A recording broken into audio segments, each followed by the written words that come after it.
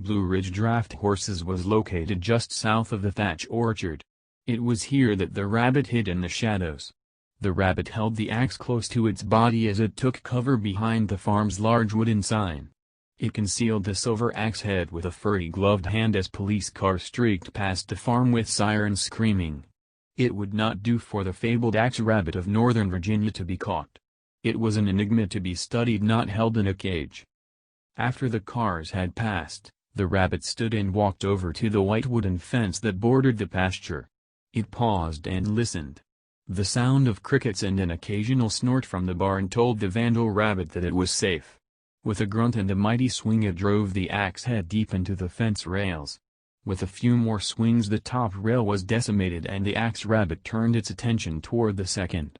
On the third rail the rabbit tripped a motion sensor and a network of crude lamp posts illuminated the border of the pasture.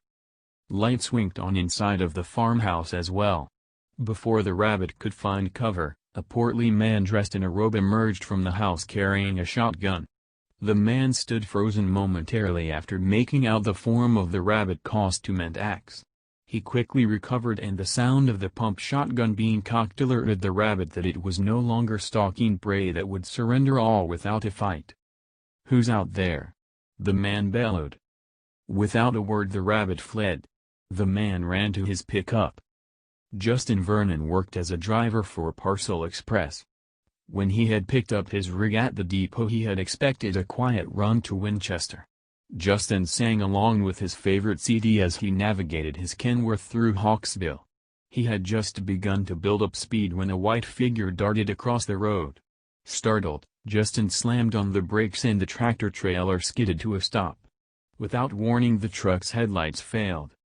Shaken, Justin set the parking brake, opened the door, and climbed to the ground with his tire thumper in one hand and a flashlight in the other. The air reeked with the smell of burnt rubber, brakes, and diesel exhaust. Cautiously he walked to the front of his truck. The truck's headlights appeared to have been smashed out, but the rest of the truck was unhurt. The sound of an approaching semi caught Justin's attention. He turned, spotted a truck approaching, and waved for him to stop. When the truck did not show any sign of slowing he tried to contact its driver using the CB. There was no response. The truck passed without stopping. Its payload of two older John Deere tractors appeared to be more important than helping a fellow trucker. Justin searched hoping to find a plate or company name on the truck. There were none. "Did you see him?" a stranger called out to Justin, startling him. Justin turned and shined his flashlight in the voice's direction. He found a heavy-set man standing in front of a Ford pickup that sat at the end of a gravel road. "I saw something," Justin conceded. It was a giant rabbit, or a man dressed like a rabbit. Whatever it was, it had an axe, the stranger stated.